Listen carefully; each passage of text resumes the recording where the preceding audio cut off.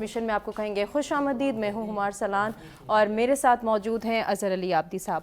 عابدی صاحب آپ کو خوش آمدید کہیں گے، ساتھ ہی آج کے جو ہمارے تلاوت قرآن کریم پیش کرنے ایک خوبصورت مہمان ہمارے ساتھ موجود ہیں، ان کا تعارف بھی کرائیں گے اور ان سے گزارش کریں گے کہ آج کی اس نشست کا آغاز کریں تلاوت قرآن کریم سے۔ ہمارے ساتھ اس وقت قاری محمد صالح کریمی موجود ہیں۔ آپ جانتے ہیں کہ ایران میں تلاوت کلام پاک اور قرات کا ایک بین الاقوامی طرز کا طریقہ ہے، طریقہ رائج ہے، اور ایران کے قاری اور ان کے بعد مصر کے بھی قاری پوری دنیا میں معروف ہوتے ہیں۔ تو ایران میں جس طریقے سے حفظ قرآن ہوتا ہے، جس طریقے سے قرات کے مقابلے ہوتے ہیں اور جس طرح حسن قرات کی جاتی ہے وہ بھی دیتنی ہے، تو یہ قاری محمد صالح کریمی جو اس وقت ہمارے ساتھ ہیں، 12 سال ان کی عمر ہے، بین الاقوامی شہرت یافتہ قاری ہیں، اور ایران میں جو بین الاقوامی مقابلہ ہوا ایک، اس میں آپ کی پہلی پوزیشن آئی، بہت بڑی بات ہے۔ میں گزارش کروں گا کہ تلاوت کلام پاک سے اس پروگرام کا آغاز فرمائیں۔ اعوذ باللہ من الشیطان الرجیم، بسم اللہ الرحمن الرحیم۔ وقال اركبوا فيها بسم الله مجريها ومرساها إن ربي لغفور رحيم۔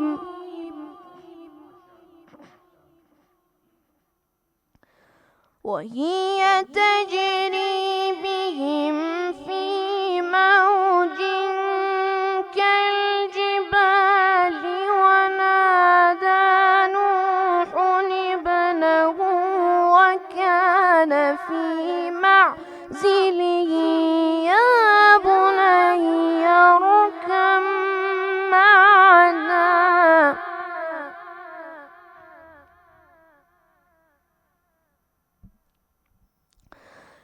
يا بني اركب معنا ولا تكن مع الكافرين۔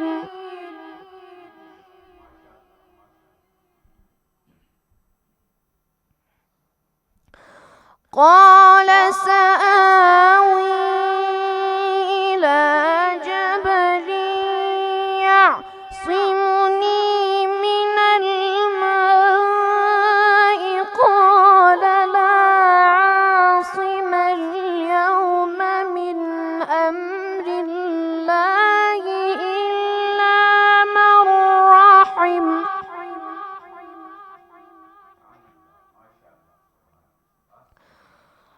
قال سآوي إلى جبل يعصمني من الماء قال لا عاصم اليوم من أمر الله إلا من رحم۔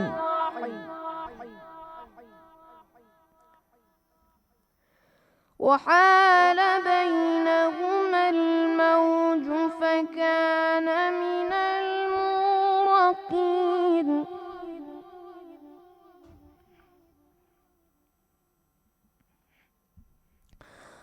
بسم الله الرحمن الرحيم۔ لا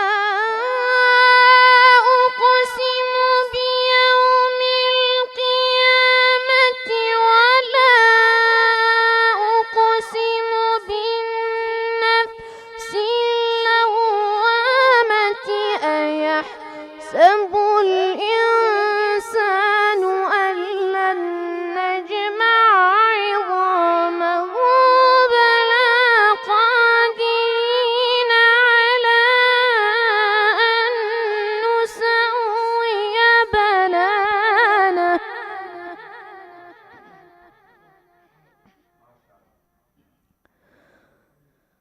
بسم الله الرحمن الرحيم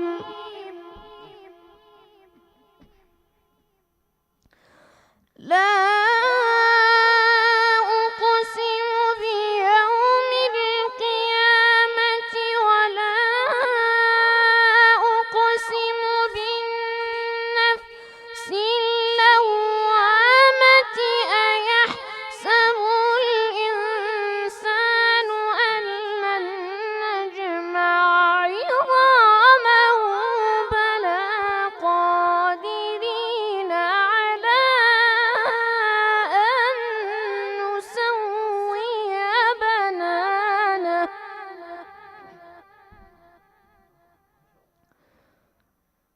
بل يريد الإنسان ليفجر أمامه يسأل أيان يوم القيامة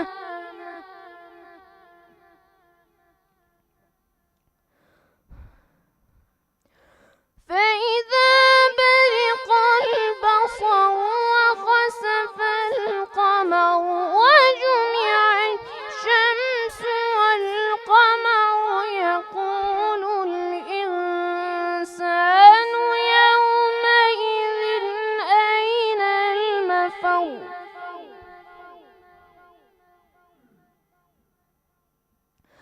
فإذا برق البصر وخسف القمر وجمع الشمس والقمر يقول الإنسان يومئذ أين المفر كلا لا وزر إلى ربك يومئذ المستقر ينبأ الإنسان يومئذ بما قدم وأخر صدق الله العلي العظيم जज़ाकल्लाह। कारी मोहम्मद साले करीमी साहब, आपका बहुत शुक्रिया अदा करना चाहेंगे। आपने इतनी खूबसूरत आवाज़ में तिलावत कुरान करीम पेश की।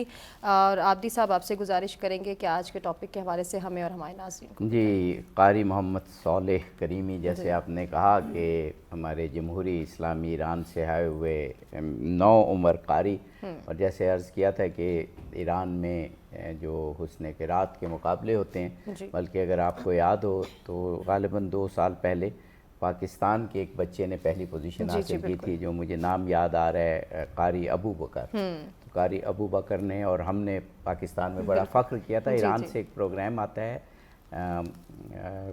क़िरात, हुस्न क़िरात के हवाले से, वो पूरी दुनिया में बहुत मकबूल है। तो कारी मोहम्मद साले करीमी ने उसमें भी शिरकत की। और हमने, मुझे याद आ गया, हमने इन्हें उस प्रोग्राम में देखा। और फिर जो ईरान में मुकाबला हुआ अंडर 16, तो उसमें इन्होंने पहली पोजीशन ली। तो हमारी बहुत खुशकिस्मती, मुतशक्किरम कि आप तशरीफ़ लाए। और क्या खूबसूरत आपने देखा कि महक गई हमारी फ़ज़ा इतनी खूबसूरत तिलावत कलाम पाक से।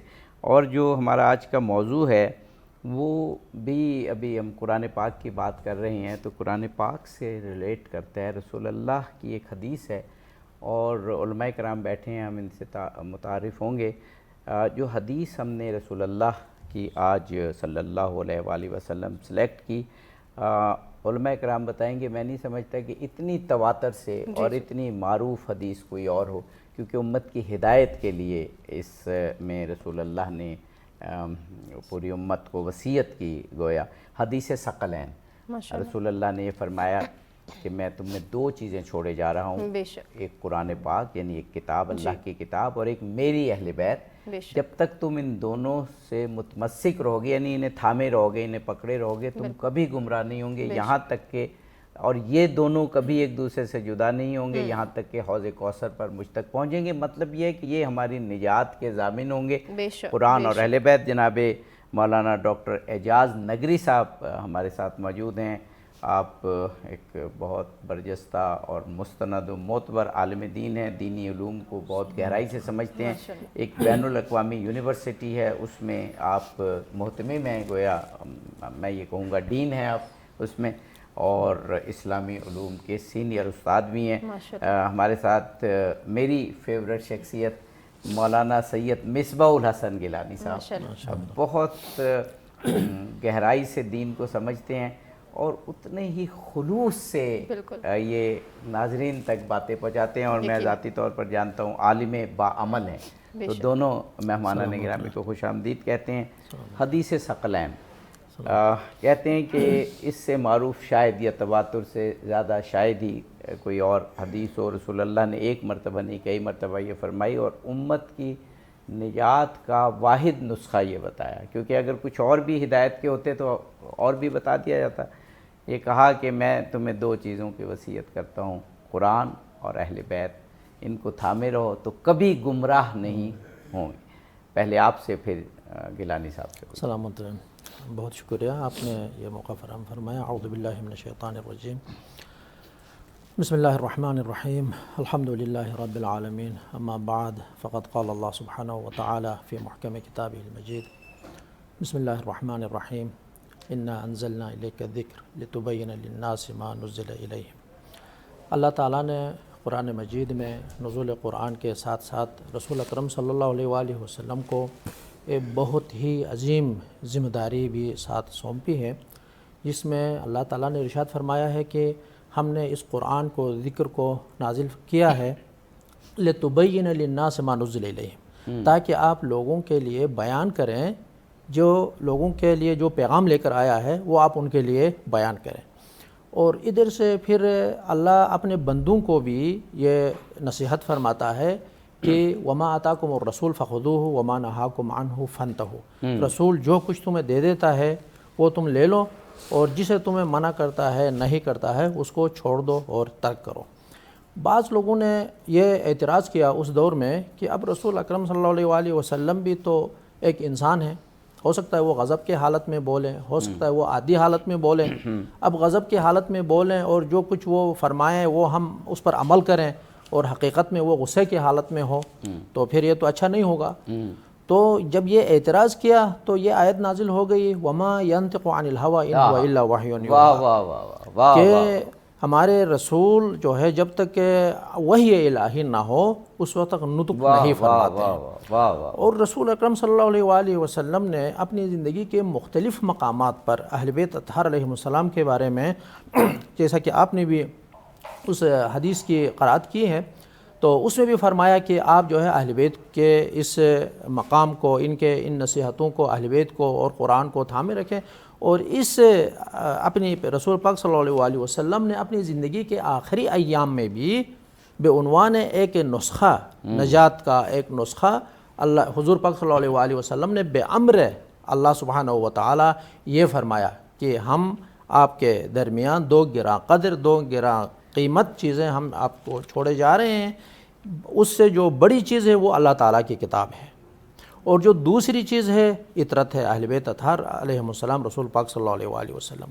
یعنی اللہ تعالیٰ کے حکم سے رسول پاک صلی اللہ علیہ وآلہ وسلم نے ایک ایسا نسخہ امت کے سپرد کیا ہے کہ جب تک ان دونوں گراں قدر چیزوں کو تھامے رکھیں گے اس وقت تک جو ہے ان کی جو نجات ہے وہ باقاعدہ اور تضمین گمراہ ہوئی کبھی ہے۔ نہیں ہوں گے۔ جناب قبلہ سید مصباح الحسن گیلانی، ایک تو میں چاہوں گا کہ اس حدیث کو ٹیکسٹ کے ساتھ، یعنی برکت کے لیے عربی متن کے ساتھ پڑھ دیں، اور دوسرا پھر اس کے ہم جو مصادر ہیں کہ یہ کہاں کہاں پر یہ حدیث موجود ہیں، کیونکہ یہ بہت اہم حدیث ہے، یہ بڑی ڈیسائسیو ہے امت کی ہدایت کے لیے۔ لہٰذا ہم یہ بھی چاہیں گے آپ دونوں علماء کرام سے اس کی اسناد اور اس کی اتھینٹسٹی کی کتنی مستند ہے وہ بھی بیان کریں، اور پھر پروگرام میں ٹائم تو ہوتا ہے، بہت خوب گفتگو ہوگی اس پر۔ بسم اللہ الرحمن الرحیم۔ بہت شکریہ قبلہ ڈاکٹر اظہر علی عابدی صاحب آپ کا، آپ کی جملہ ٹیم کا۔ آپ نے حسب معمول ایک دفعہ پھر اسی طرح منفرد انداز میں منفرد موضوع کا انتخاب کیا اور امت کی رہنمائی کے لیے اس موضوع کا انتخاب انتہائی ضروری ہے۔ آپ کو، آپ کی جملہ ٹیم کو مبارکباد۔ اس طرح آپ نے ارشاد فرمایا کہ حدیث ثقلین آپ کی خدمت میں پیش کروں تو نبی پاک صلی اللہ علیہ وآلہ وسلم کا یہ فرمان تقریباً 20 سے زائد صحابہ سے مروی ہے۔ 20 سے زیادہ، ماشاء اللہ۔ 20 سے اور زائد یہ صحابہ کرام اور رضوان ایسی اللہ کم تعالیٰ احادیث ہوتی ہیں جو، ورنہ بہت سی احادیث ہیں جو ایک صحابی تک پہنچتی ہیں، بہت سی 2، بہت سی 3، لیکن یہ میں ایک عالم دین سے سن رہا تھا کہ من کنت مولا ہو فہذا علی مولا والی حدیث، اور یہ حدیث اتنے زیادہ صحابہ کرام سے آئی ہے کہ شاید ہی کوئی اور کچھ اور احادیث ہوں۔ میں تھوڑا اس کی وضاحت اس لیے کر رہا تھا کہ مجھے معلوم ہو رہا تھا کہ کہیں ہمیں وقفے پہ جانا ہے، تو میں چاہ رہا کہ عربی متن درمیان میں نہ ٹوٹے، وقفے کے بعد انشاءاللہ۔ ناظرین بریک کے بعد حاضر ہوتے ہیں، کنٹینیو کرتے ہیں۔ جی ناظرین، مرحبا افطار ٹرانسمیشن میں وقفے کے بعد ایک مرتبہ پھر سے آپ کو کہیں گے خوش آمدید۔ عابدی صاحب، ہم نے علامہ صاحب کو روکا تھا۔ جی حدیث ثقلین جو بہت معروف حدیث، رسول اللہ نے کیا فرمایا اس میں، جناب مولانا سید مصباح الحسن غیلانی صاحب فرما رہے ہیں۔ بسم اللہ الرحمن الرحیم۔ قبلہ عابدی صاحب، میں حدیث ثقلین کے بارے میں عرض کر رہا تھا کہ تقریباً 20 سے زائد رسول اللہ صلی اللہ علیہ وآلہ وسلم کے صحابہ سے یہ مروی ہے۔ تقریباً ان روایات میں سے ہے کہ جو تواتر تک پہنچتی ہیں، اور حدیث متواتر یعنی وہ اس بلند پائے کی حدیث ہے کہ جس کے ہر طبقے میں راوی ایسے ہوں کہ جن کا جھوٹ پر جمع ہونا محال ہو، صحیح، ایسے راوی۔ اور صحابہ کرام رضوان اللہ تعالیٰ علیہ مجمعین، 20 سے زائد جو صحابہ سے مروی ہے، ان میں سے صحیح مسلم کی حدیث کا متن آپ کی خدمت میں عرض کر رہا ہوں۔ نبی پاک علیہ السلام کا فرمان ہے، عن زید بن ارقم قال قام رسول اللہ صلی اللہ علیہ وآلہ وسلم یوما فینا خطیبا بماء یدعا خما بین مکہ والمدینہ فحمد اللہ وثنى علیہ فوعظ وذکر ثم قال اما بعد الا ایھا الناس فانما انا بشر یوشک ان یأتی رسول ربی فاجیب وانا تارک فیکم ثقلین اولہما کتاب اللہ فیہ الہدی والنور فخذوا بکتاب اللہ واستمسکوا بہ فحث علی کتاب اللہ ورغب فیہ ثم قال واہل بیتی اذکرکم اللہ فی اہل بیتی اذکرکم اللہ فی اہل بیتی اذکرکم اللہ فی اہل بیتی۔ حضرت زید بن ارقم فرماتے ہیں کہ محبوب کریم صلی اللہ علیہ وآلہ وسلم ایک دن خطبہ دینے کے لیے کھڑے ہوئے غدیر خم کے مقام پر۔ نبی پاک علیہ السلام نے ارشاد فرمایا کہ ممکن ہے مجھے میرے رب کی طرف سے پیغام آئے اور میں واپس چلا جاؤں۔ پھر محبوب کریم صلی اللہ علیہ وآلہ وسلم نے ارشاد فرمایا کہ میں تم میں 2 بھاری چیزیں چھوڑ کے جا رہا ہوں، انا تارکن فیکم ثقلین، تم میں بھاری چیزیں چھوڑ کے جا رہا ہوں۔ ان میں سے پہلی اللہ کی کتاب ہے، اس میں ہدایت ہے اور نور ہے، اسے مضبوطی سے تھامو اور مضبوطی سے پکڑو۔ نبی پاک علیہ السلام نے کتاب اللہ کے بارے میں ترغیب دی۔ پھر فرمایا وَأَهْلُ بیتی، اور میرے آل بیت۔ پھر 3 بار نبی پاک صلی اللہ علیہ وآلہ وسلم نے فرمایا اذکرکم اللہ فی اہل بیتی، میں اپنے آل بیت کے بارے میں تمہیں اللہ کی یاد دلاتا ہوں۔ اس کا خوبصورت معنی شارحین نے کیا ہے کہ اس کا معنی یہ احذرکم اللہ فی اہل بیت، میں تمہیں اپنے آل بیت کے بارے میں اللہ سے ڈراتا ہوں۔ 3 بار نبی پاک علیہ السلام نے فرمایا۔ اس حدیث کو مختلف کتب حدیث میں ذکر کیا گیا ہے، جن میں آپ کی خدمت میں عرض کروں کہ صحیح مسلم میں کتاب فضائل الصحابہ میں فضائل علی ابن ابی طالب میں اس حدیث کو ذکر کیا گیا ہے۔ پھر حضرت امام احمد بن حنبل رضی اللہ تعالی عنہ نے اپنی مسند میں ذکر کیا ہے، اور امام احمد بن حنبل کی وہ مسند ہے کہ اب دیکھیں حدیث میں اس شخص کا وہ مقام ہے کہ جو سند کی حیثیت خود رکھتے ہیں۔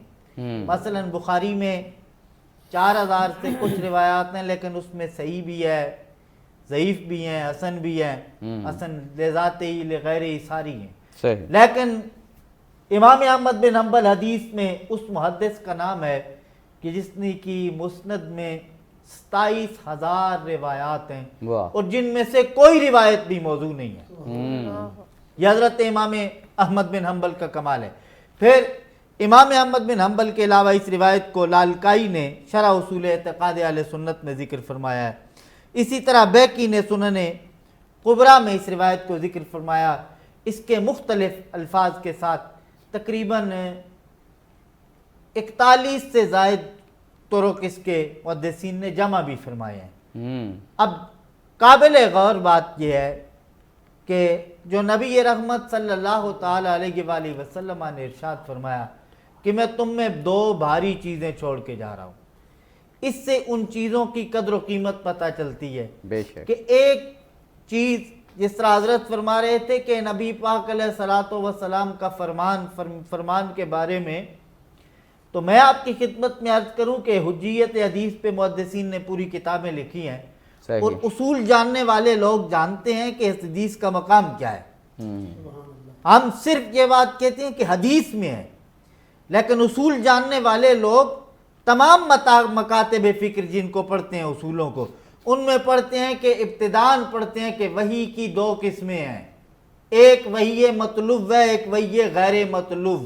بے شک. اب وحی مطلوب تو قرآن ہے اور غیر مطلوب وحی کون سی ہے؟ کہا وہ رسول اللہ کے فرامین حدیث مبارک ہیں. یا میں صرف اتنی بات آپ کی خدمت میں اپنے سامعین کی خدمت میں عرض کروں، یہ جب طے ہو گیا کہ حدیث متواتر ہے، اب پھر اس پہ حکم کیا لگے گا؟ یہ جملہ میرا عرض کرنے کا مقصد یہ ہے کہ یہ وحی ہے، ہائے ہائے ہائے واہ یہ وحی ہے. واہ واہ. جو حدیث کے بارے میں کلام ہوتا ہے وہ راوی کے اعتبار سے ہوتا ہے، ورنہ رسول اللہ کے فرمان کے بارے میں کسی فرد کی جرأت ہی کیا ہے کہ کلام کرے؟ قرآن جسے کہے وما ینطق عن الہوی ان هو الا وحی یوحی. سبحان جب وہ وحی الہی ہے تو پھر جب اس کا وحی الہی ہونا، جب اس کی سند متن ثابت ہو جائے، ویسے بھی ثابت ہو جائے، ضعیف بھی ہو ثابت ہو جائے، وہ اور بات ہے. لیکن کسی حدیث کا تواتر سے ثابت ہونا، واہ حدیث متواتر ثابت ہونا، تو وہ انکار، اس کا انکار وحی الہی ہے. اور وحی الہی کا انکار وہ ایسی چیز ہے کہ جو بندہ مومن کو دائرہ ایمان کے اندر رہنے ہی نہیں دیتا، ہائے ہائے دائرہ ایمان سے بھی نکال دیتا ہے. پھر نبی پاک علیہ السلام کے اس فرمان میں آپ غور فرمائیں کہ نبی پاک علیہ السلام نے فرمایا 2 چیزیں چھوڑ کے جا رہا ہوں، ایک اللہ کی کتاب اور ایک اپنے آل بیت. اور دوسری روایت کے الفاظ کا ساروں نبی پاک علیہ السلام نے فرمایا لن یتفرقا لن یتفرقا حتی یرد علی الحوض. اس میں قرآن مجید کی فضیلت کو تو سب مانتے ہیں، لیکن اس حدیث میں جو یہ ذکر کیا گیا کہ لن یتفرقا، یہ دونوں جدا نہیں ہوں گے، اس سے آل بیت رسول کی اس عظمت کے بارے میں نبی پاک علیہ السلام نے ارشاد فرمایا جو زمانے کے لیے قابل غور ہے. فرمایا زمانے والوں جانو آل محمد کا مقام کیا ہے، جو ہر وقت حوض کوثر تک قرآن کے ساتھ رہنے والے ہیں، وہ آل محمد. کیا بے بات ہے، شک، سبحان بے اللہ شک، سبحان اللہ. سبحان اللہ. میں عموماً کہتا ہوں اس عروج کی مدحت اور گفتگو کے بعد جی بالکل تو پھر اس کی ٹکر کی چیز نظم میں ہو سکتی ہے، ایسے ہی ہے. کیونکہ آج پھر کے شاعر نعتخواں جو ہے ان کا تعارف کرائیں. جی جی قاری جی محمد اشتیاق صاحب ہمارے ساتھ موجود ہیں. خوش آمدید کہتے ہوئے آپ سے گزارش کریں گے کہ بارگاہ رسالت مآب صلی اللہ علیہ وآلہ وسلم میں ہدیہ عنایت پیش کریں. روک لیتی ہے آپ کی نسبت، تیر جتنے بھی ہم پہ چلتے ہیں، یہ کرم ہے حضور کا ہم پر، آنے والے عذاب ٹلتے ہیں، یہ کرم ہے حضور کا، ورنہ وہی برتے ہیں جولیاں سب کی،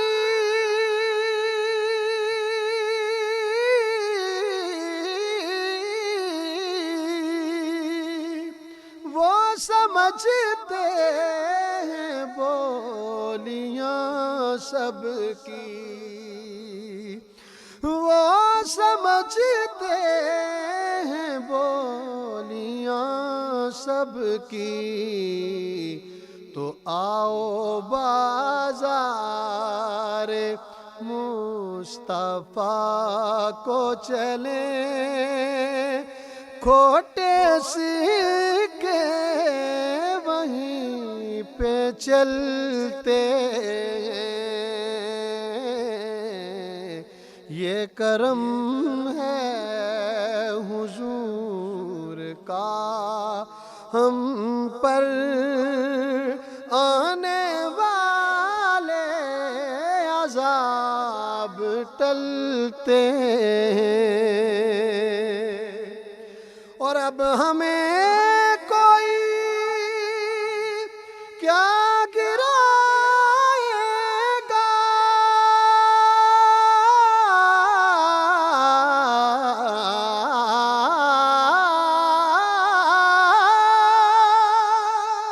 ہر سہارا گلے لگائے گا، ہر سہارا گلے لگائے گا، کیونکہ ہم نے خود کو گرا لیا ہے وہاں، گرنے والے جہاں سنبھلتے ہیں، ہم نے خود کو گرا لیا ہے وہاں، گرنے والے جہاں سنبھلتے ہیں، یہ کرم ہے حضور کا ہم پر، آنے والے عذاب ٹلتے ہیں۔ سبحان اللہ، سبحان اللہ، سبحان اللہ۔ خوبصورت نعت، اور ابھی اس نعت کا جو کانٹینٹ کہ یہ رسول پاک ہی کی ذات ہے کہ جن کے ذریعے ہم پر کرم نازل ہوتا ہے، رسول پاک ہی کی ذات ہے کہ جن کے ذریعے اللہ کی رحمت برستی ہے۔ اور اگر ہم اپنی زندگیوں کو دیکھیں تو ہم تو اگر کائنات میں دیکھیں تو یہ تو ہماری زمین ایک ذرہ بھی نہیں ہے، اور اس زمین کے اندر ہماری کیا حیثیت ہے، لیکن اس مقام پر ہم پہنچتے ہیں کہ جہاں پر ساری دنیا ہمیں سنتی ہے، ہمیں دیکھتی ہے، اور علماء کرام موجود ہیں جن سے دنیا ہدایت پاتی ہے۔ یقیناً ایسا ہی ہے۔ عادی صاحب بریک کا کہا جا رہا ہے، ناظرین ایک بریک کے بعد حاضر ہوتے ہیں، یہیں سے کنٹینیو کریں۔ جی ناظرین، مرحبا افطار ٹرانسمیشن میں وقفے کے بعد ایک مرتبہ پھر سے آپ کو کہیں گے خوش آمدید۔ جی عابدی صاحب۔ جی ڈاکٹر صاحب بات فرما رہے تھے کہ جو میں نے عرض کیا کہ جو مختلف متون ہیں، یعنی متن ہیں مختلف جگہوں پر، تو ان میں ظاہر ہے ایک سے زیادہ جگہ حدیث ہے تو کہیں کچھ نہ کچھ تو فرق ہوگا، لیکن آپ نے بڑی خوبصورت بات کی کہ معنوی تواتر ایک ہے، اور جب سب احادیث کو ملاتے ہیں تو لفظی تواتر بھی ایک ہی بنتا ہے، لیکن اس سے بھی آپ نے خوبصورت بات یہ کی کہ جو اس حدیث کا پہلا جملہ ہے یہ تو ہر جگہ ہے، اور پہلے جملے میں تمام بات موجود ہے۔ جی فرمائیے۔ جی اسی طرح ہی ہے، اور شروع میں نے جس آیت شریفہ کی تلاوت کرنے کا شرف حاصل کیا، اس میں اللہ تعالیٰ ارشاد فرما رہا ہے کہ وَأَنزَلْنَا إِلَيْكَ الذِّكْرَ لِتُبَيِّنَ لِلنَّاسِ مَا نُزِّلَ إِلَيْهِمْ، یعنی رسول پاک کو ایک عظیم ذمہ داری سے اللہ تعالیٰ نواز رہا ہے کہ یعنی اس قرآن کو پڑھیں، چونکہ یہ لوگ تو سمجھیں گے نہیں، اسی لیے اب مثلا جو شخص کہتا ہے کہ مطلب اہل بیت سے صرف محبت کرنے کی ضرورت ہے، تو ان سے ہم پوچھتے ہیں کہ اگر قرآن کافی ہے، یعنی بس قرآن کو تھامنا ہے، تو پھر قرآن میں کہا ہے کہ صبح کی 2 رکعت آپ نماز پڑھیں، ظہر کی 4، عصر کی 4، مغرب اور عشاء کی 4۔ بس اللہ تعالیٰ نے کلیات بیان فرمایا ہے قرآن مجید میں، لیکن اس کی تبیین اور تشریح حضور پاک صلی اللہ علیہ وسلم نے فرمائی ہے۔ زکوٰۃ وآتوا الزکات فرمایا ہے، لیکن زکوٰۃ 40 درہم کے لیے 1 درہم دے دیں، کہاں فرمایا ہے؟ وہ کہتے ہیں تواتر سے پتہ ہے ہمیں، کیونکہ تواتر کہاں اس سے؟ وقت سے 2.5% لوگ دے رہے ہیں، رسول اللہ کے زمانے سے اب تک لوگ 2.5% زکوٰۃ دے رہے ہیں۔ نہیں، رسول اللہ نے کہاں سے لایا؟ جی بس یعنی رسول اللہ کے پاس ایک اتھارٹی ہے کہ قرآن کی تشریح اور تبیین فرماتے ہیں۔ ہاں یہ بات صحیح ہے۔ اگر قرآن مجید کی تبیین ضرورت نہیں ہے تو پھر رسول اکرم صلی اللہ علیہ وسلم نے نعوذ باللہ پھر یہ کیوں امت کے یہ سپرد بہت فرمایا؟ آپ نے اہم بات ان لوگوں کے مقابلے میں کی کہ ٹھیک ہے تواتر سے تو چل رہا ہے، لیکن رسول اللہ نے پہلی دفعہ بتایا تو ہوگا نا ہاں کہ جو زکوٰۃ کہاں سے لایا ہے؟ 2.5% ہاں قرآن میں تو ہمیں نظر نہیں آ رہا ہے۔ بہت بہت اچھی، ہاں، بہت اچھی۔ اور اس کے علاوہ ہمارے پاس اور بھی روایات ہیں جو اہل بیت اطہار علیہم السلام کے بارے میں اسی حدیث ثقلین کا ہم معنی ہمیں بتا رہا ہے۔ یہ حدیث سفینہ ہے، حضور پاک صلی اللہ علیہ وسلم نے فرمایا کہ مثل اہل بیتی کمثل سفینۃ نوح من رکبها نجا ومن تخلف عنها غرق فہوا۔ تو پس جو میری مثال کشتی نوح علیہ السلام کی طرح ہے، جو اس پر سوار ہوگا نجات پائے گا۔ تو پس اہل بیت اطہار علیہم السلام کے دامن تھامے بغیر فلاح اور کامیابی اور رستگاری ممکن نہیں ہے۔ بے شک بے شک بے شک۔ کلام کی جانب میرا خیال آپ بڑھنا چاہ رہی ہیں۔ بالکل ایسے ہی ہے۔ قاری محمد اشتیاق صاحب بسم اللہ کیجیے۔ یہ ناز یہ انداز ہمارے نہیں ہوتے، یہ ناز یہ انداز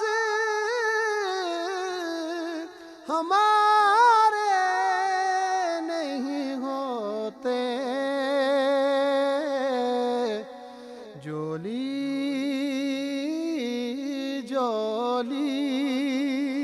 میں اگر ٹکڑے تمہارے نہیں ہوتے، جولی میں اگر ٹکڑے تمہارے نہیں ہوتے، اور ہم جیسے نکموں کو گلے کون لگاتا، ہم جیسے نکموں کو گلے کون لگاتا،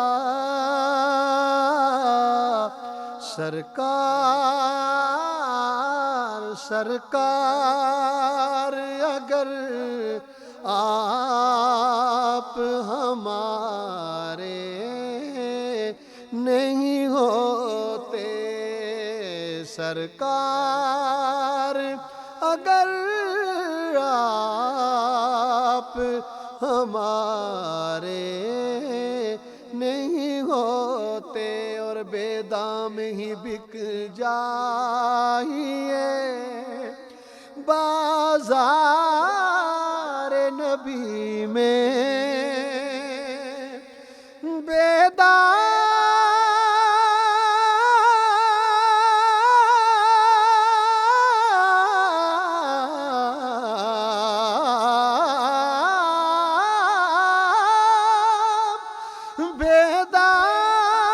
ہی بک جائیے بازار نبی میں،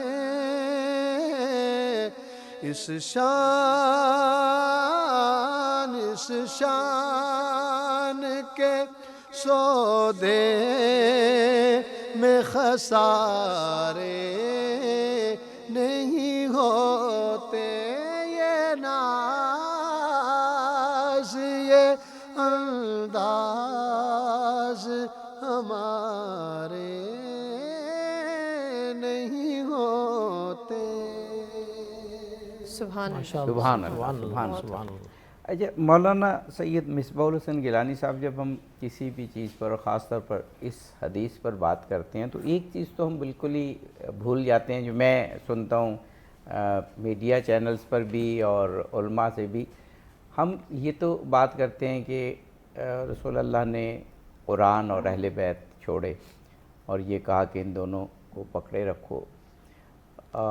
اس میں جو مین چیز ہے وہ ہدایت ہے، یعنی ہم نے ہدایت لینی ہے۔ اچھا اس کو ہم بھول جاتے ہیں، کہیں ہم اس بحث میں پڑ جاتے ہیں کہ قرآن اور اہل بیت یہ دونوں چھوڑے ہیں، یا ایک سے ہدایت چھوڑی ہے، ایک سے محبت چھوڑی ہے، یا اللہ حضل کے راوی کون ہے، متواتر نہیں ہے۔ لیکن جو اس میں بنیادی نقطہ ہے کہ دونوں چھوڑے ہیں۔ تو کوئی ایک کو بھی چھوڑے گا، اگر کوئی قرآن کو بھی چھوڑ دے گا تو اس کا مطلب ہے رسول اللہ نے کہا ہدایت نہیں ملے گی۔ اگر قرآن بھی چھوڑ دیا اور اہل بیت چھوڑ دی تو پھر بھی ہدایت نہیں ملے گی۔ تو مرکزی نقطہ ہدایت ہے کہ ہم نے ہدایت حاصل کرنی ہے، اور ہدایت جب تک روب عمل نہ ہو، یعنی ہمارے اعضاء و جوارے سے وہ ہدایت جاری نہ ہو، تو اس خالی ہدایت لینے کا بھی کوئی فائدہ نہیں۔ بے شک۔ قبلہ عابدی صاحب آپ نے بہت ایک اہم بات کی طرف توجہ دلائی ہے۔ بہت کم لوگ ہیں کہ اللہ تعالیٰ نے جنہیں یہ بصارت اور یہ خیال دیا ہے کہ وہ اس بات پہ غور کریں، لکھنے والوں میں بھی پڑھنے والوں میں بھی۔ صحیح۔ حضرت قاضی ثناء اللہ پانی پتی مظہری علیہ رحمہ نے تفسیر مظہری میں ایک بات لکھی ہے اسی ضمن میں کہ نبی پاک علیہ السلام نے فرمایا میں تم میں دو چیزیں چھوڑ کے جا رہا ہوں، ایک کتاب اور ایک اپنے آل بیت۔ اب ایک دوسری روایت میں ایک کتاب اور سنت کے الفاظ ہیں، اس پہ حضرت قاضی بیگ کی وقت قاضی ثناء اللہ پانی پتی نے رحمۃ اللہ علیہ نے جو بات کی ہے وہ قابل غور بات ہے۔ بتائیں کہ یہ کتاب کے ساتھ آل بیت کو چھوڑنے کی وجہ کیا ہے؟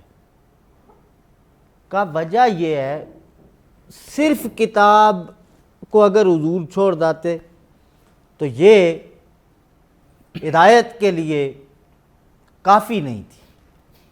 کافی و وافی اس لیے نہیں تھی کہ کتاب خاموش ہے، بولتی نہیں ہے کتاب۔ میں اس کے ساتھ اگر سنت ہوتی تو سنت بھی خاموش، کا ایسا ہونا چاہیے تھا کہ جو اس کتاب کو سمجھانے والا ہو، واہ واہ واہ واہ، وہ اہل بیت رسول ہیں۔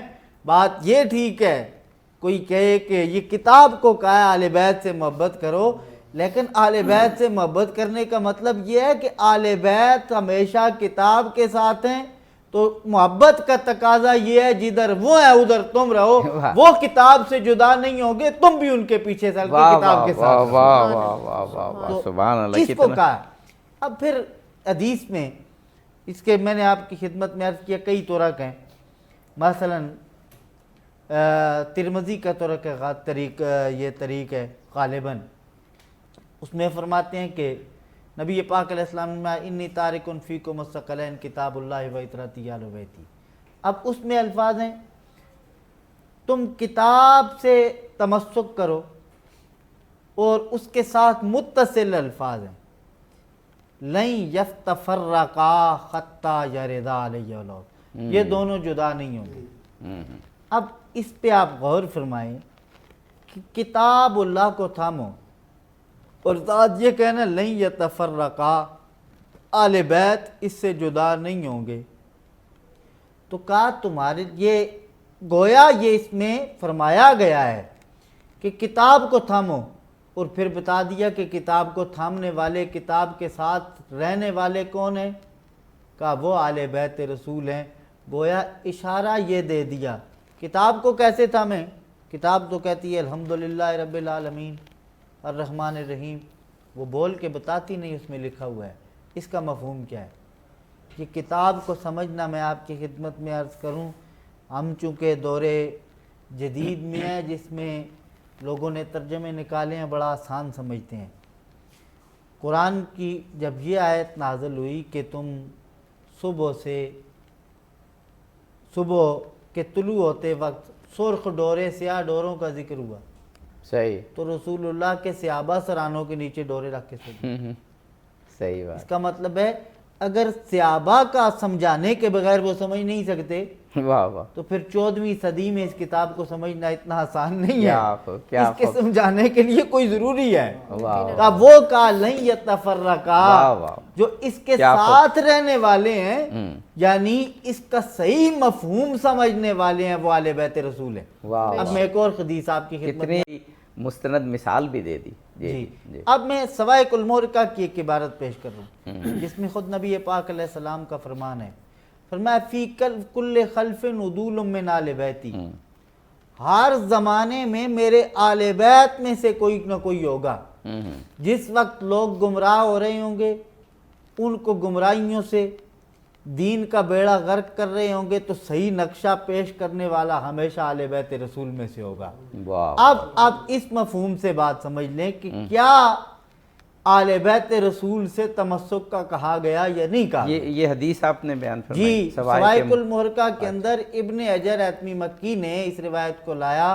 محبوب کریم علیہ السلام نے فرمایا فی کل خلف، اور وہ جو نقشہ جس وقت دین کا بدل رہا ہوگا تو صحیح نقشہ جو پیش کر کے امت کو ہدایت اور صراط مستقیم بتانے والا ہوگا وہ آل محمد میں سے ہوگا. میرا خیال ہے اس سے واضح اور اس سے صاف عبارت اور حدیث تو کوئی اور ہو نہیں سکتی.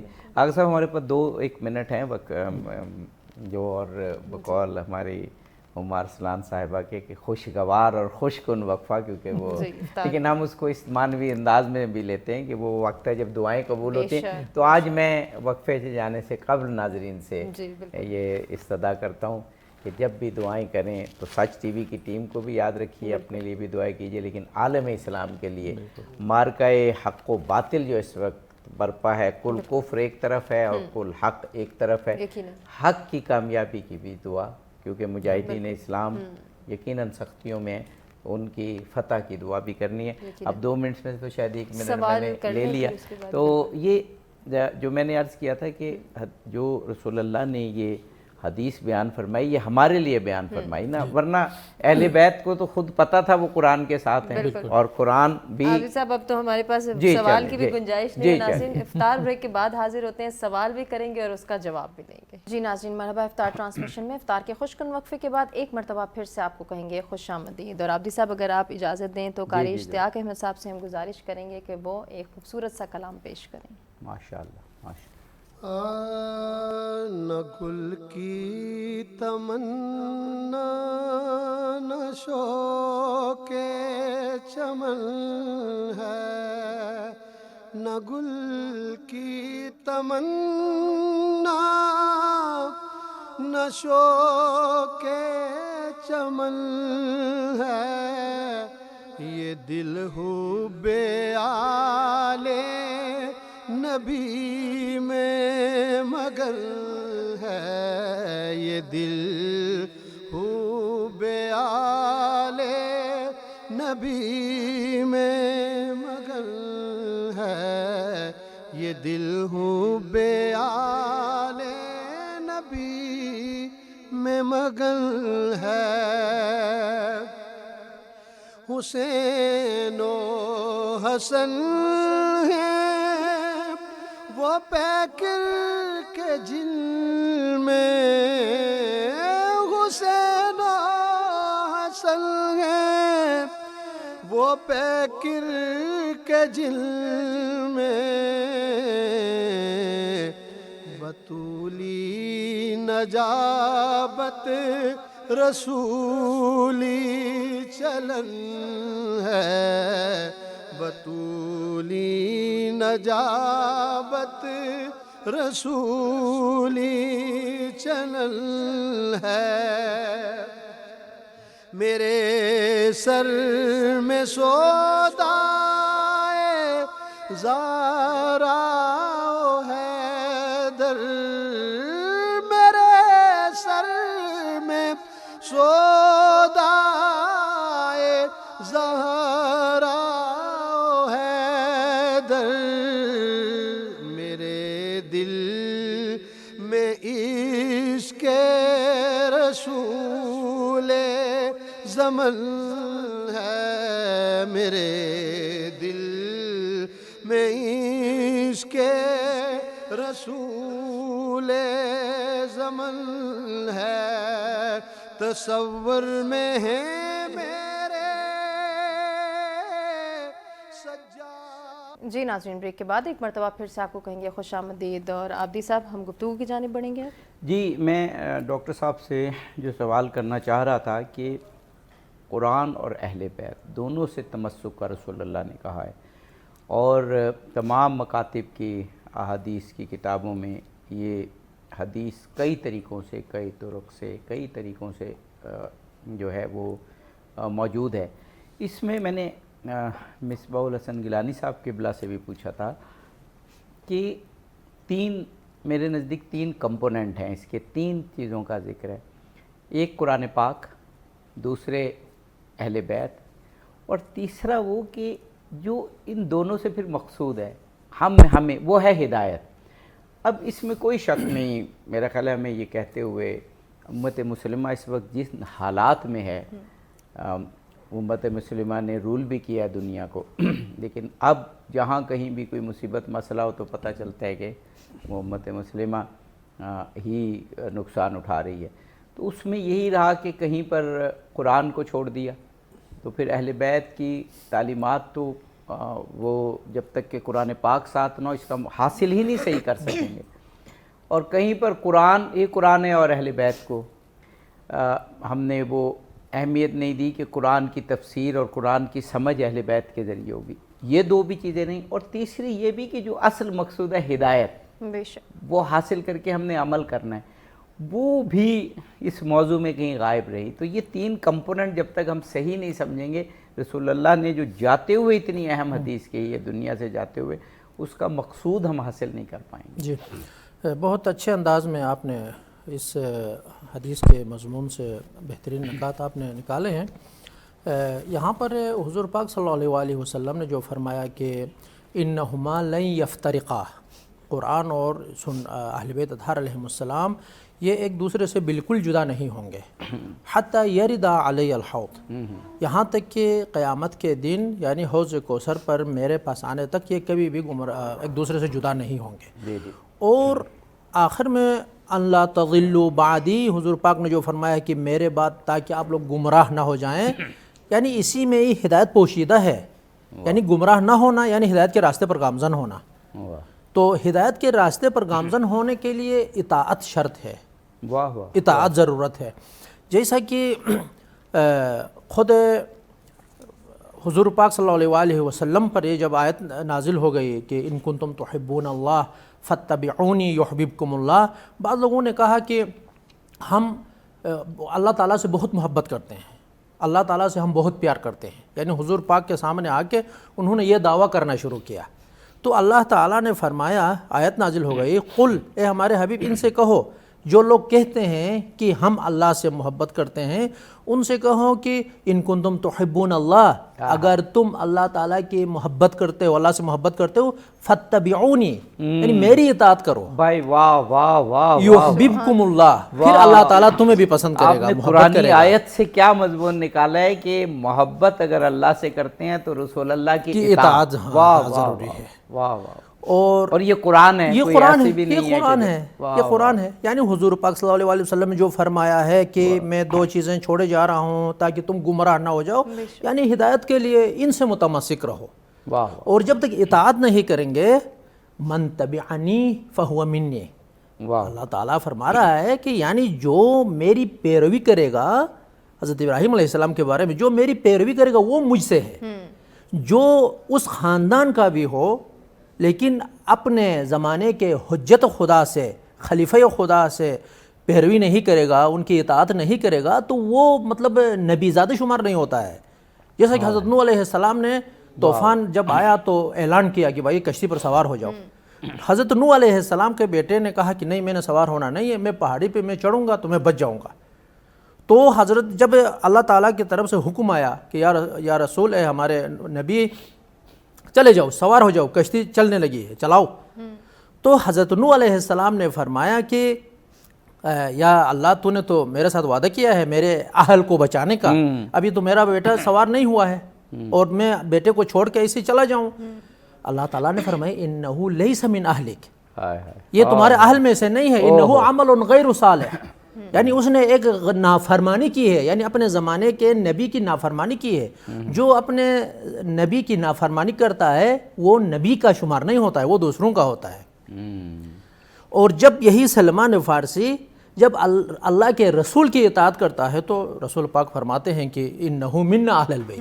واہ واہ حضرت سلمان کے بارے میں فرماتے ہیں یہ ہم میں سے ہے، لیکن نوح نبی کے بیٹے کے بارے میں کہا جاتا ہے کہ نہیں یہ تمہارا اہل نہیں ہے. کیوں؟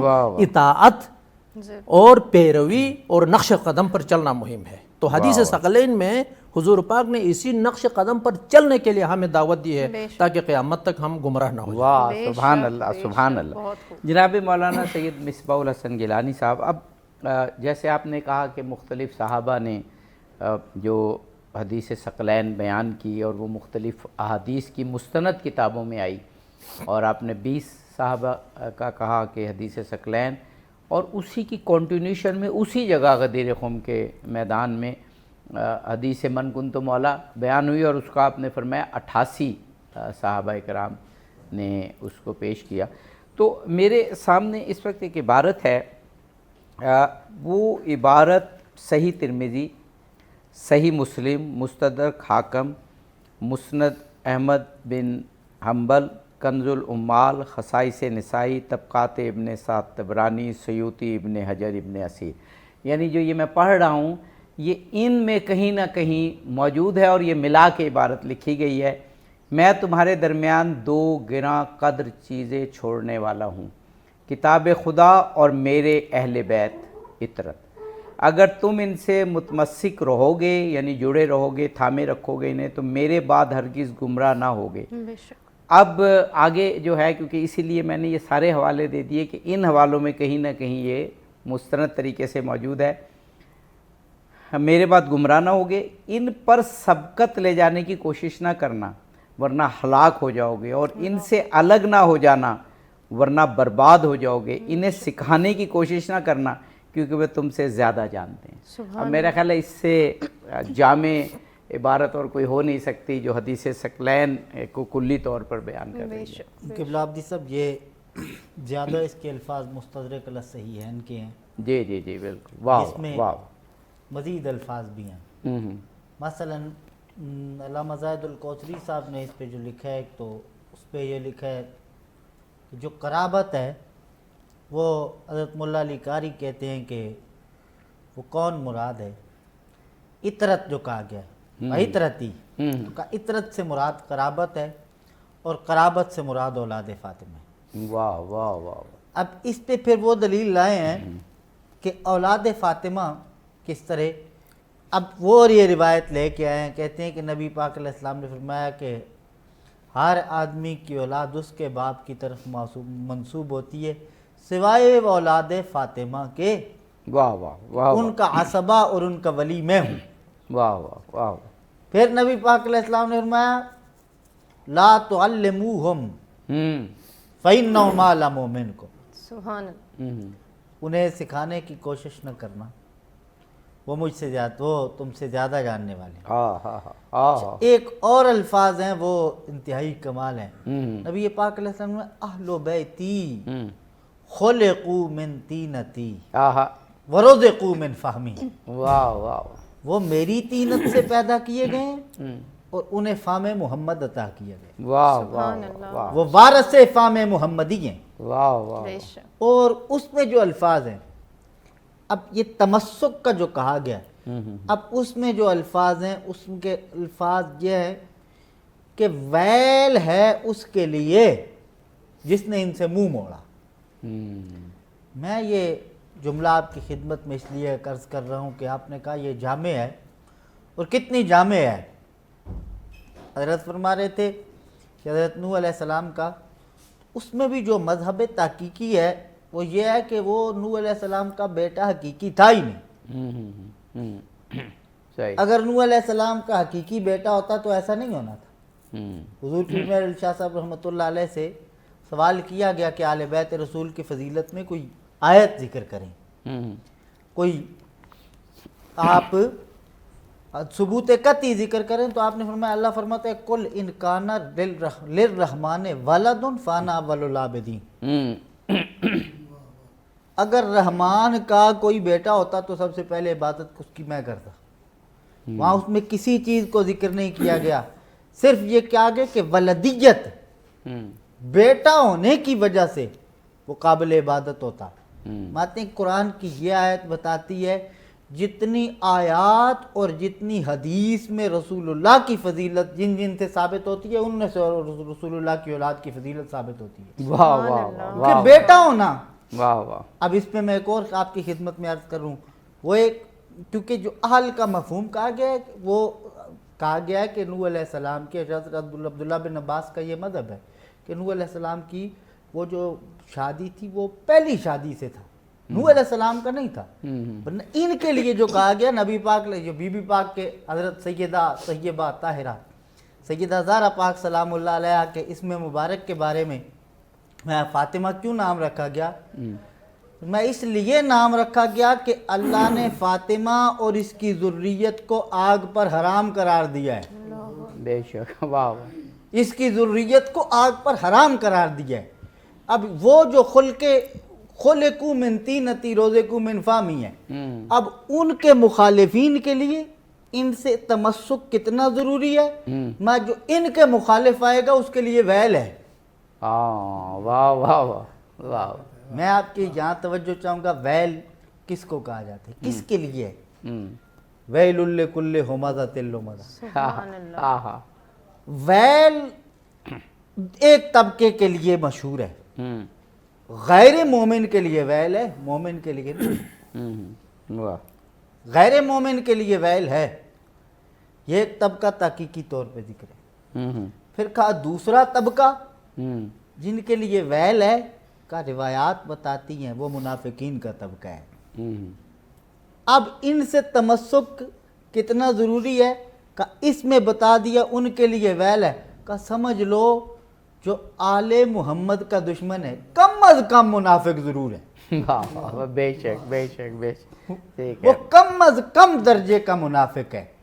اب یہاں جو اس کا مولا علی کے لیے تو وہ بھی آئی نا, مولا علی کے لیے تو واضح ہے کہ خود نبی پاک علیہ السلام نے, یہ ترمذی کی صحیح حدیث ہے, حضور نبی پاک علیہ السلام نے یا علی لا یحبک الا مومن ولا یبغضک الا منافق. اور یہاں میں آپ کی خدمت میں عرض کروں کہ حضرت نبی پاک علیہ السلام کے ایک صحابی ہیں, وہ فرماتے ہیں کننا نبور اولادنا, سعد بن عبادہ وہ بات کہتے ہیں کننا نبورو اولادنا بحب علی ابن ابی طالب, میں ہم اپنی اولادوں کی پہچان کرتے تھے.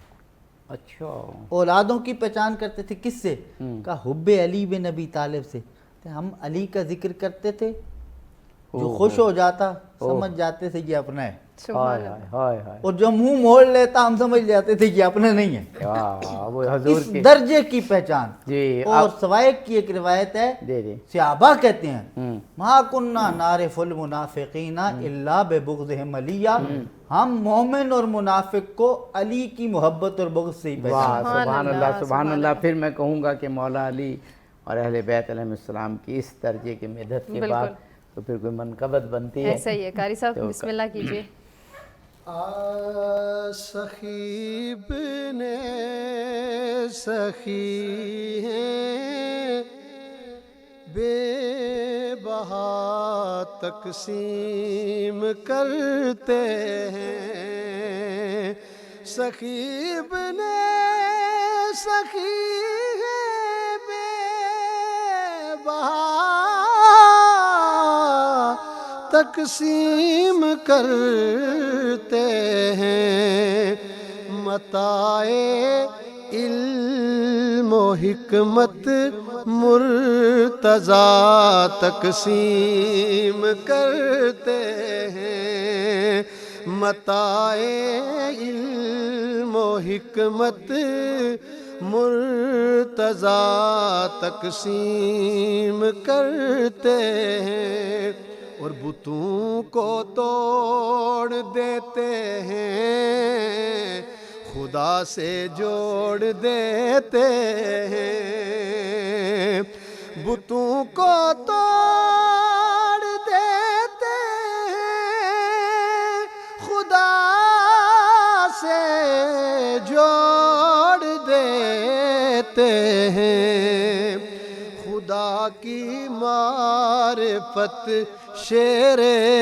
خدا تقسیم کرتے ہیں, خدا کی معرفت شیر خدا تقسیم کرتے ہیں، اور کٹا کر دست و بازو کو دیا پیغام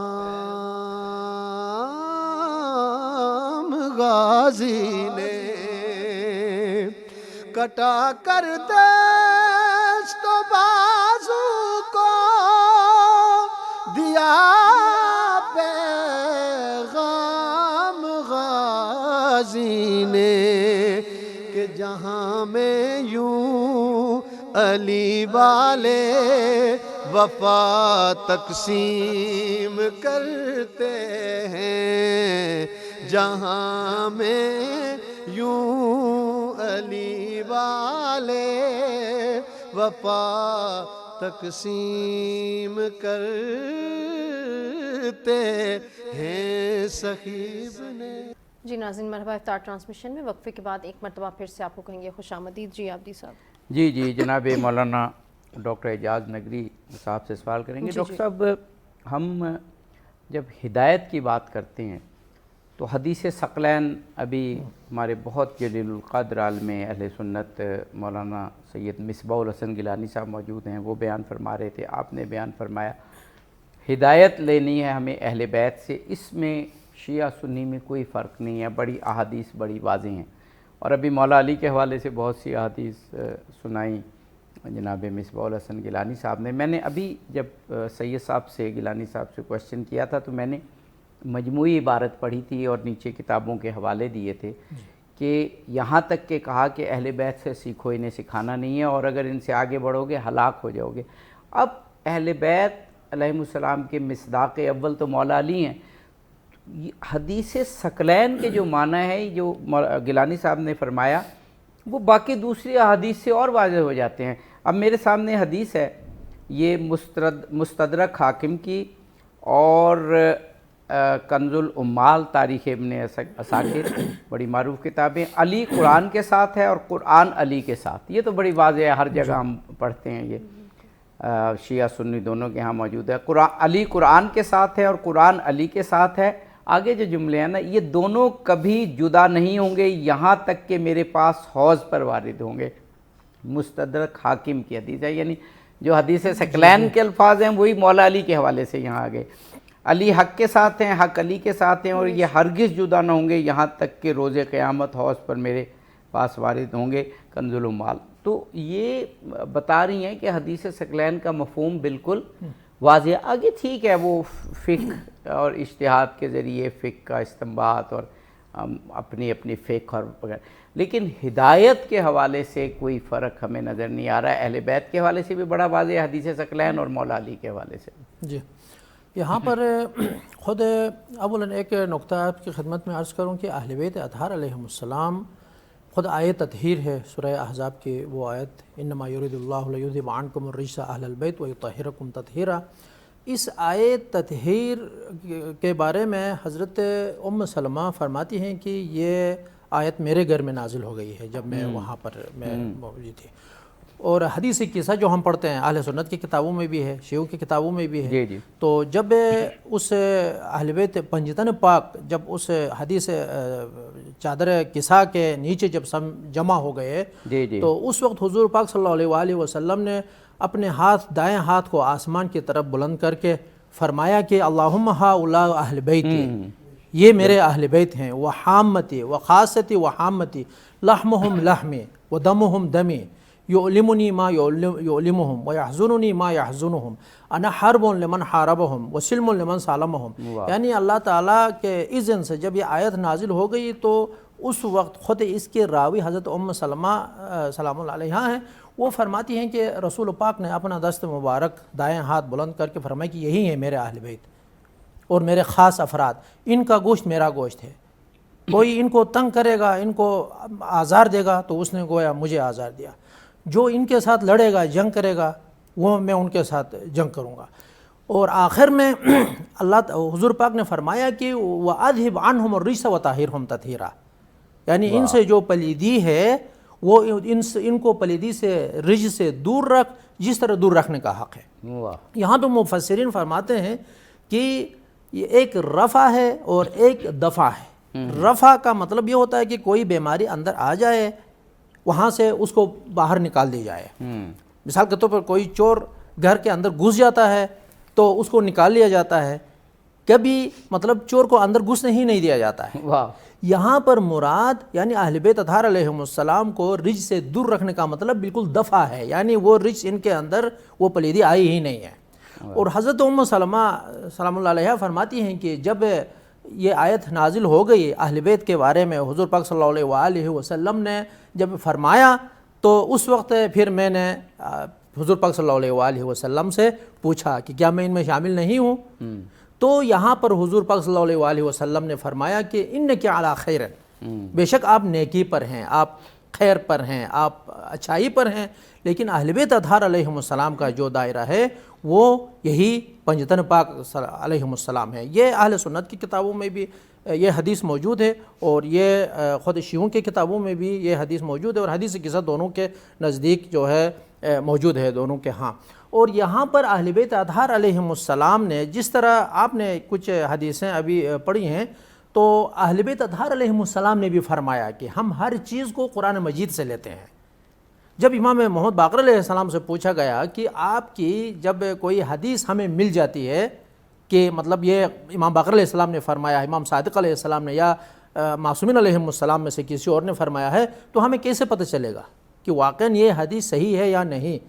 امام محمد باقر علیہ السلام نے فرمایا کہ ہماری حدیث کو، جو حدیث ہم سے منسوب آپ کو مل جاتی ہے، اس کو قرآن مجید کے ساتھ ٹیلی کریں، یعنی ما وافق القرآن فخذوہ وما خالفہ فاضربوہ علی الجدار، یعنی جو قرآن کے ساتھ موافق اور سازگار ہو سمجھ لیں کہ وہ بات ہم نے کی ہے، وہ حدیث ہماری ہے۔ صحیح۔ جو قرآن مجید کے مخالف ہو اس کو دیوار پہ مارو۔ کیوں؟ اس لیے کہ یہ قرآن اہل بیت اطہار علیہ السلام کے گھر پہ اتر گیا ہے، اور قرآن کے جو راسخون فی العلم، جو علم قرآن کے بارے میں علم راسخ رکھتے ہیں، قرآن کے باطن کو اور ظاہر سے آگاہ ہیں، وہ اہل بیت اطہار علیہ السلام ہیں۔ تو پس یہاں پر حدیث ثقلین میں جو مصادیق ہیں وہ اہل بیت اطہار علیہ السلام سے مراد یعنی پنجتن پاک ہیں اور ان کے جانشینان۔ جی بے شک۔ جناب مولانا سید مصباح الحسن گیلانی صاحب، مفہوم جو اس حدیث ثقلین کا وہ آپ فرما رہے تھے کہ اس کو بھی بڑا واضح بتانا چاہیے کہ اس کے مفاہیم، اس کے مصادیق کیا ہیں، فرمائیے گا۔ قبلہ عابدی صاحب انتہائی خوبصورت گفتگو فرما رہے تھے۔ مجھے اس سے ان کی ایک بات سے یاد آیا کہ وہ حضرت ام المومنین سیدہ ام سلمہ کی روایت پیش فرما رہے تھے کہ جس میں حضرت جناب ام سلمہ سلام اللہ علیہ نے حضور کی زوجہ ہیں، حضور کی گھر والی، تو اس میں جب یہ پوچھا گیا تو نبی پاک علیہ السلام نے فرمایا کہ ان کے بارے اللہم ہؤلاء اہل بیتی۔ یہاں جو آل بیت رسول کی عظمت سیدی سرکار پیر مہر علی شاہ صاحب نے ذکر فرمایا، وہ انتہائی کمال کا نقطہ ارشاد فرمایا۔ اللہم ہؤلاء، یہاں اس میں اشارہ کے ساتھ اسناد کیا گیا، جی بے شک۔ تو اس میں اشارہ کے ساتھ کسی چیز کی طرف اسناد کرنا وہ کس چیز کا فائدہ دیتا ہے؟ وہ یہ علم بلاغت ہے۔ فرماتے ہیں یہ اس چیز کا فائدہ دیتا ہے، کسی چیز کی طرف اس میں اشارہ کے ساتھ اسناد کرنا یہ اس بات کی خبر دیتا ہے کہ جن خوبیوں کا مالک میرا مشار علیہ ہے وہ خوبیاں کسی اور میں نہیں ہیں۔ واہ واہ واہ، جیسے وہ آپ فرما رہے تھے من کنتو مولاہو فہذا علی، وہاں پر بھی اشارہ ہے۔ اللہم ہؤلاء اہل بیتی۔ واہ، میں اب دیکھیں حضور کے چچا ہیں، خاندان والے ہیں، بیویاں ہیں، گھر والی ہیں، وہ اہل بیت ہیں، لیکن اب اس میں جو جس طرح آیا مودت میں حضرت عبداللہ بن عباس نے پوچھا تھا من قرابتو کہ ہؤلاء الذین وجبت علینا مودت، یہ کون ہے جن کی مودت ہم پہ واجب کی گئی ہے؟ کہا مودت واجب کی گئی، وہ جانتے تھے میں چچا ہوں، چچا کا بیٹا ہوں، جی جی، وہ جانتے تھے بیویاں گھر والی ہیں، وہ اہل بیت ہوتی ہیں، باقی خاندان بھی۔ حکم جو ہے مودت کا، اس کا مطلب ہے جن کے لیے مودت کی گئی ہے وہ سارے نہیں ہیں، واہ وہ سارے نہیں ہیں. واہ کہا اللہم ہاؤلاء اہل بیتی، ہاں ہیں باقی بھی لیکن آل بیت میں سے جو شان و عظمت ان کی ہے وہ کسی کی نہیں ہے. کیا بات. اب اس میں بھی آپ تمسک پہ اور وہ بھی جو عبداللہ ابن عباس والا تو پھر رسول اللہ نے پنجتن پاک کے نام لیے اس میں. علی کیوں و فاطمہ و ابناہما، واہ وہ علی ہیں، وہ بی بی پاک ہیں، وہ حسنین کریمین ہیں. واہ. اب یہاں جو حضرت نے بات فرمائی میں اس کی طرف آپ کی حدیث، یہ تمسک کتنا ضروری ہے. اور جو ویل والی بات میں نے آپ کی خدمت میں عرض کی، اب اس سے دیکھیں یرید اللہ لیذھب عنکم الرجس اہل البیت. کیا شان ہے آل محمد کی کہ باقی سب کے لیے حکم یہ ہے کہ وہ طہارت حاصل کریں. واہ واہ واہ واہ. وہ طہارت حاصل کرے. حکم ہے کہ تم رجس سے دور رہو، تم نے رجس سے دور رہنا. کہا یہ جدا ہیں کیسے؟ لیذھب عنکم الرجس، تم وہ رجس کو حکم ہے کہ ان کے قریب ہی نہ آئے. اب تمسک کا کہا یعنی یہ گیا اللہ کا ارادہ ہے، اللہ کا حکم ہوگا. واہ. اللہ کا ارادہ. وہ یہاں تو آپ حد ہو گئی. اور میں انما امرہ اذا اراد شیئا ان یقول له کن فیکون. اس کا ارادہ ہمارے ارادے کی طرح نہیں ہوتا، اس کا ارادہ ہی کسی چیز کے ہونے کی دلیل ہے. کہا لیذھب عنکم الرجس، اس کا ارادہ ہے، بس ہو گیا. کہ بس کسی نے سادے سے لفظوں میں یہ مفہوم بیان کیا تھا کہ قرآن کی یہ آیہ تطہیر ہے گواہ، وہ رجس ہے جو آل محمد سے دور ہے. سبحان اللہ، بے شک بے شک. وہ رجس ہے جو کہ اللہ کا ارادہ ہے رجس دور ہوگا، جی. تو جو اہل بیت سے دور ہے وہ رجس ہے. واہ رجس، واہ. اس کا رجس ہونا متعین ہے جو آل محمد کے قریب نہیں آتا. اب اس پہ جو حدیث ثقلین پہ حضرت قاضی ثناء اللہ پانی پتی علیہ الرحمہ نے ایک بات کی ہے، اشار النبی الی اہل البیت. نبی پاک علیہ السلام نے اپنے اہل بیت کی طرف اشارہ کیا. کہا کیا اشارہ کیا؟ وہ اشارہ فرماتے ہیں یہ کیا، فرمایا کانا قطب الارشاد کمالات الولایت کانا علی علیہ السلام. میں اشارہ کر دیا، فرمایا جو ولایت کے قطب مدار ہیں وہ مولا کائنات ہیں اور اس درجہ ہیں، قطب ارشاد ہیں، اس درجہ ہیں. فرماتے ہیں اس طرح کہ ما بلغ احد من الامم السابقۃ درجۃ الولایت الا بتوسط روحہ علیہ السلام ثم کان بتلک المنصب الائمۃ الکرام ابناؤہ الی الحسن العسکری وعبد القادر الجیلی. فرماتے ہیں کہ پھر اس درجہ ہیں کہ سابقہ امتوں میں سے بھی اگر کسی نبی کے ولی کو ولایت نصیب ہوئی ہے تو ان سے بھی. واہ واہ. کہا ان سے تمسک کتنا ضروری ہے، کہا ان سے تمسک کتنا ضروری ہے. کیا خوبصورت بات کی ہے قاضی مدری نے. میں ہم تو چیز ہی کیا ہیں، بہت بات کی بات ہیں. سابقہ امتوں میں سے بھی اگر کسی کو قرب خدا ملا ہے تو مولا علی کے وسیلے سے ملا ہے. سبحان اللہ. مولا علی کے وسیلے سے ملا. یہاں عبداللہ بن عباس کی روایت میں نہ عرض کروں تو وہ بات مکمل نہیں ہوگی. اسی کے تحت گایا عبداللہ بن عباس رضی اللہ تعالیٰ نے فرماتے تھے وقت مرگ بھی اللہم انی اتقرب الیک بولایت علی ابن ابی طالب. یا اللہ جانا ہے لیکن کیسے جاؤں؟ علی کی محبت کو، علی کی ولایت حضرت کا عبداللہ ابن عباس نے اپنے آخری وقت میں دعا کی. ہمارے ایک اور بڑے قابل قدر عالم دین نے ایک پروگرام میں یہ پڑھا تھا، غالباً انس بن مالک کی یہ روایت ہے کہ حضرت عبداللہ ابن عباس نے مرتے وقت یہ کہا کہ علی کے صدقے میں اے اللہ میں حق پر واپس جاؤں اور جان کرنی ہو. تو آپ یقیناً میں کہتا ہوں کہ گزارش کرنا چاہ رہے ہیں، کیا خوبصورت گفتگو ہے. اور اب یقیناً مولا علی کی کوئی منقبت یا جو بھی چاہیں آپ کلام. جی جی. تاجدار ولایت ہیں مولا علی، تاجدار ولایت ہیں مولا علی. ان کے فضل و کرامت کی کیا بات ہے،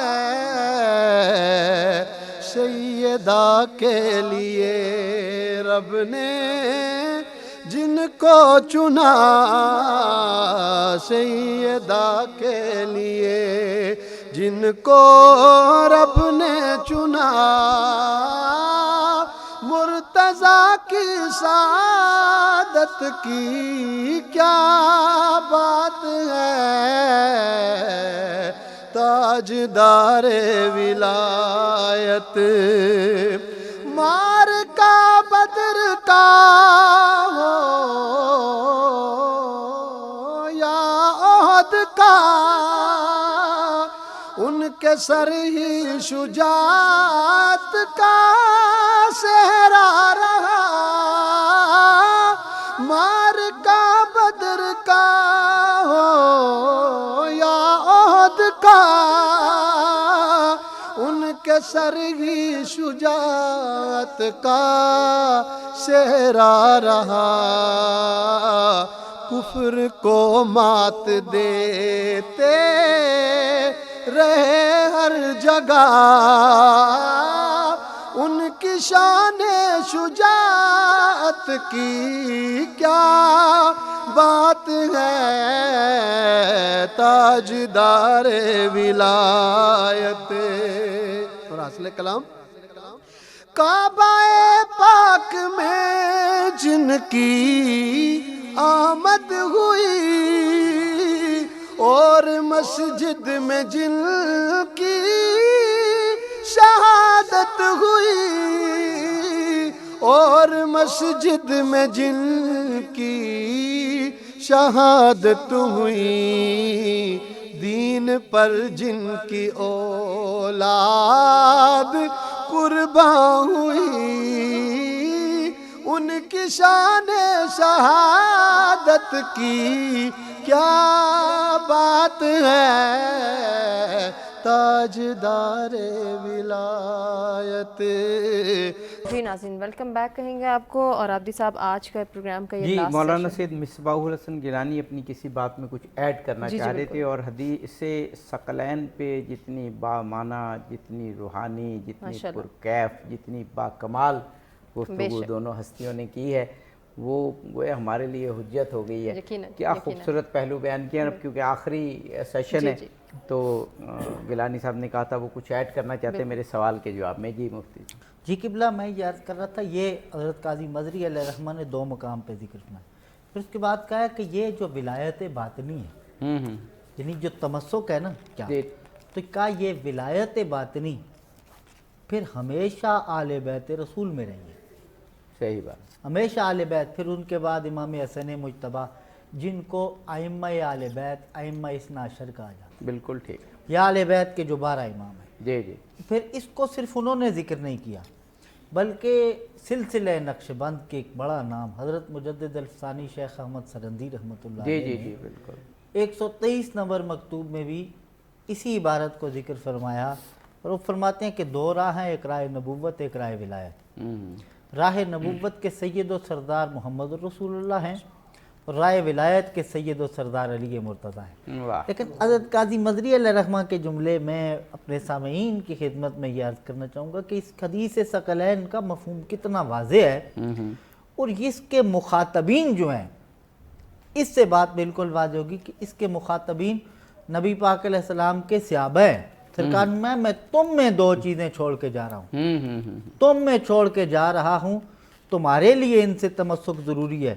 تو یہاں کتنا بڑا لمحہ فکریہ ہے، اگر صحابہ سے یہ ضروری ہے صحابہ کے لیے کہ ان سے تمسک کریں، تو ہمارے لیے کتنا ضروری ہے، واہ واہ واہ واہ، ہمارے لیے کتنا ضروری ہے، اور صحابہ نے اس پہ کتنا عمل کیا۔ آپ صحابہ کرام میں سے دیکھیں، کسی صحابی کو کوئی بھی مشکل آئی، مشکل کشائی کے لیے مولا علی کے پاس گئے، کوئی شک کوئی شک۔ حضرت عمر فاروق رضی اللہ تعالیٰ عنہ کو دیکھیں، وہ اتنے مشکل کشائی کے لیے مولا علی کے پاس گئے کہ ان کا وہ جملہ فرماتے ہیں لولا علی لہلک عمر، ہاں بالکل صحیح، اگر علی نہ ہوتے تو عمر ہلاک ہو جاتا، بالکل۔ اور لولا علی لہلک عمر، اور ایک مقام پہ ان کی جو دعا ہے، اب کس مقام پہ بندہ وہ دعا کرتا ہے کہ جہاں گزارا کسی کے بغیر نہ چلتا ہو، وہ کہتا ہے یہ نہ ہو تو میں نہ ہوں۔ حضرت عمر فاروق کہتے ہیں یا اللہ ایسا وقت عمر کو زندہ نہ رکھنا، مشکل تو آئے مشکل کشائی کے لیے علی مرتضیٰ نہ ہو۔ ہمارے لیے اب یہ ہمارے لیے، میں اپنے سامعین کی خدمت میں عرض کروں گا کہ گویا وہ بھی ہمیں صحابہ بھی بتا رہے ہیں کہ جن سے تمسک ضروری ہے وہ رسول اللہ کی اولاد ہے، ان کا طریقہ ہمارے لیے اپنانا اتنا ضروری ہے۔ اب وہاں ایک اور بات میں مختصر آپ کی خدمت میں عرض کروں، فرماتے ہیں سابقہ امتوں میں بھی، یعنی آدم علیہ السلام سے لے کر کے عیسیٰ علیہ السلام تک، یعنی کوئی بھی ولی علی کی مہر کے بغیر نہیں بنا۔ واہ، ولی ہو آدم کی امت کا، مہر علی کے در سے لگے گی۔ کیا بات ہے، کیا عیسیٰ علیہ السلام تک ہاں، کسی بھی ولی کا امتی، اس سادے سے لفظوں میں اس کا کسی نے کیا خوبصورت مفہوم بیان کیا تھا کہ علی ورگا زمانے تھے، ہاں ہے، کوئی ویر کوئی پیر وکاسن، واہ واہ علی باج محمد دا کوئی ویر واہ وکاسن۔ واہ واہ، سبحان اللہ سبحان اللہ۔ جناب مولانا، پورے پروگرام کو وائنڈ اپ کرنے کے لیے 2-1 منٹ ہیں آپ کے پاس۔ اب یہ تو اس پروگرام سے واضح ہو گیا کہ اس حدیث کے متن میں، حدیث ثقلین کے اس کے مفہوم میں بیان کرتے ہوئے محدثین میں، علماء تشیع میں، علماء اہل تسنن میں کوئی فرق نہیں ہے۔ تشریحات میں، تعبیرات میں، فقہ کی کوئی سیکنڈری لیول پہ یا علم کلام میں کوئی سیکنڈری لیول پہ اختلافات ہو سکتے ہیں، وہ بھی ترجیحات ہو سکتے ہیں، لیکن اہل بیت کی محبت، ان کی اطاعت اور ان کی اطاعت کے بغیر کسی اور طرف چلنا، اس کا کوئی تصور دونوں عالم اسلام کے کسی مکتب میں بھی نہیں۔ تو گویا حدیث ثقلین اتحاد امت کے لیے ایک بہترین محور ہے۔ جی ماشاءاللہ، سبحان اللہ۔ اتحاد امت خود حضور پاک صلی اللہ علیہ وسلم، اہل بیت اطہار علیہم السلام وحدت کے محور تھے یہ خود بھی، اور اہل بیت حضور پاک صلی اللہ علیہ وسلم نے خود فرمایا ہے کہ آپ اہل بیت اطہار علیہم السلام سے آگے بھی نہ بڑھیں، پیچھے بھی نہ رہیں۔ المتقدم لکم مارق والمتاخر عنہم زاہق واللازم لہم لاحق۔ جو آگے بڑھے گا وہ دین سے نکل گیا، یعنی ان سے آگے بڑھ گیا، جو پیچھے رہ گیا وہ ہلاک ہو گیا، جو ان کے ساتھ رہے گا وہی لاحق ہو گیا، یعنی وہی ان تک پہنچ گیا۔ تو اہل بیت اطہار علیہم السلام نے فرمایا، جب اللہ تعالیٰ نے فرمایا کہ وَاعْتَصِمُوا بِحَبْلِ اللَّهِ جَمِيعًا وَلَا تَفَرَّقُوا، اللہ تعالیٰ کی رسی کو تھامے رکھو، مضبوطی سے تھامے رکھو، ایک دوسرے سے بالکل الگ ہونا نہیں ہے۔ یہاں پہ اہل بیت اطہار علیہم السلام نے فرمایا کہ نحن حبل اللہ الممدود من السماء الى الارض، یعنی آسمان سے زمین تک جو حبل ممدود، وہ رسی جو لٹک رہی ہے ہدایت کے لیے، وہ ہم اہل بیت اطہار علیہم السلام ہیں۔ آج کا جو دور ہے، جس مرحلے میں ہم مسلمان ہم گزر رہے ہیں، بہت حساس مرحلہ ہے۔ رسول پاک صلی اللہ علیہ وسلم جن کے خلاف میدان جنگ میں ہمیشہ لڑ رہے تھے، یہود کے خلاف، نصارہ کے خلاف، آج کا دور ایسا ہوا ہے کہ وہی لوگ اب مسلمان پر غالب آ رہے ہیں، مسلمانوں کے درمیان اختلاف ایجاد کرنے کی کوشش کر رہے ہیں۔ آج وحدت اور اتحاد کا دور ہے۔ اگر ہم حدیث ثقلین سے درست اور صحیح درس آج کے دور میں اگر ہم لینا چاہیں تو اہل بیت اطہار علیہم السلام کے نقش قدم پر اگر ہم چلتے ہیں تو آج امت کے درمیان اتفاق اور وحدت کی بہت اشد ضرورت ہے۔ آج ایران عالم کل ایمان کے طور پر کل کفر کے خلاف لڑ رہا ہے، لیکن کل کفر جو رسول اکرم صلی اللہ علیہ وسلم کو جنہوں نے مطلب آزار دیا، تکلیف دی، رسول پاک کو تنگ کیا، آج وہی ان کے امت کو تنگ کر رہے ہیں۔ آج امت کو چاہیے کہ وحدت مسلمین اور پیغمبر اسلام صلی اللہ علیہ وسلم کے نقش قدم پر، اہل بیت اطہار علیہ السلام کے نقش قدم پر چلتے ہوئے دشمن کے سامنے بالکل اتفاق اور اتحاد کے ساتھ۔ میرا خیال ہے کہ اس سے شاندار نوٹ پر پروگرام ختم نہیں ہو سکتا تھا کہ اس وقت حدیث ثقلین کو محور بناتے ہوئے مسلمان مکمل اتحاد اختیار کریں، کیونکہ باطل قوتیں جو اس وقت حق کے مقابل آئی ہیں وہ مسلمانوں میں افتراق اور انتشار پیدا کرنے کی کوشش کریں گی۔ حدیث ثقلین کے مفاہیم، اسلام کی تعلیمات اتحاد امت کی تعلیم دیتے ہیں۔ یقیناً ایسا ہی ہے۔ اپنے دونوں مہمان گرامی کا شکریہ ادا کرتے ہوئے ناظرین آپ سے اجازت لیں گے۔ جاتے جاتے قاری محمد اشتیاق صاحب سے گزارش کہ وہ دعائیہ کلام پیش کریں۔ ملتی ہے زمانے کو سوغات تیری زہرا، ملتی ہے زمانے کو، ملتی زمانے کو سوغات تیری زہرا کھاتا ہے زمانہ سب خیرات تیری زہرا کھاتا ہے زمانہ سب خیرات تیری زہرا ملتی ہے زمانے کو اخلاق و خصائل میں مشابہ تو نبی کے تھی اخلاق و خصائل میں مشابہ تو نبی کے تھی سرکار سے ملتی تھی عادات تیری زہرا سرکار سے ملتی تھی